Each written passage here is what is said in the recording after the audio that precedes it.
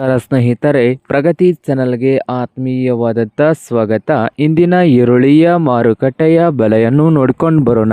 ಹೊಸದಾಗಿ ಯಾರು YouTube channel ನೋಡ್ತಾ ಇದ್ದರೆ ಚಾನಲನ್ನು ತಪ್ಪದೇ ಸಬ್ಸ್ಕ್ರೈಬ್ ಆಗಿ ಸ್ನೇಹಿತರೆ. ನಾವು ಪ್ರತಿದಿನದ ಮಾರುಕಟ್ಟೆಗಳ ಬೆಲೆಗಳ ಅಪ್ಡೇಟ್ ನೀಡ್ತಾ ಇರ್ತೇವೆ. ಚಾನಲನ್ನು ತಪ್ಪದೇ ಸಬ್ಸ್ಕ್ರೈಬ್ ಆಗಿ.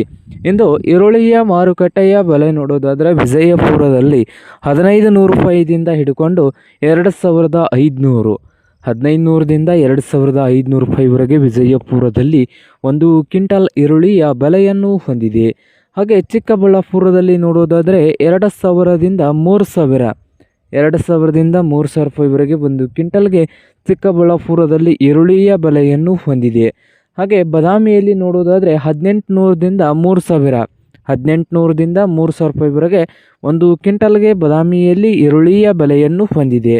ಹಾಗೆ ಬಾಗಲಕೋಟೆಯಲ್ಲಿ 1600 ರೂಪಾಯಿದಿಂದ 2500 1600ದಿಂದ 2500 ರೂಪಾಯಿವರೆಗೆ ಬಾಗಲಕೋಟೆಯಲ್ಲಿ ಒಂದು ಕ್ವಿಂಟಲ್ ಈರುಳ್ಳಿಯ ಬೆಲೆಯನ್ನು ಹೊಂದಿದೆ. ಹಾಗೆ ಹುಬ್ಬಳ್ಳಿಯಲ್ಲಿ ನೋಡೋದಾದರೆ 1800ದಿಂದ 3100 ರೂಪಾಯಿವರೆಗೆ ಹುಬ್ಬಳ್ಳಿಯಲ್ಲಿ ಒಂದು ಕ್ವಿಂಟಲ್ ಈರುಳ್ಳಿಯ ಬೆಲೆಯನ್ನು ಹೊಂದಿದೆ.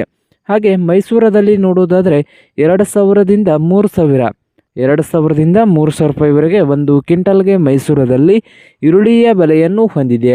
ಹಾಗೆ ರಾಯಚೂರದಲ್ಲಿ ನೋಡೋದಾದರೆ 2000ದಿಂದ 3000 ರೂಪಾಯಿವರೆಗೆ ಒಂದು ಕ್ವಿಂಟಲ್ಗೆ ಈರುಳ್ಳಿಯ ಬೆಲೆಯನ್ನು ಹೊಂದಿದೆ. ನೋಡಿ ರೈತ ಬಾಂಧವರೇ.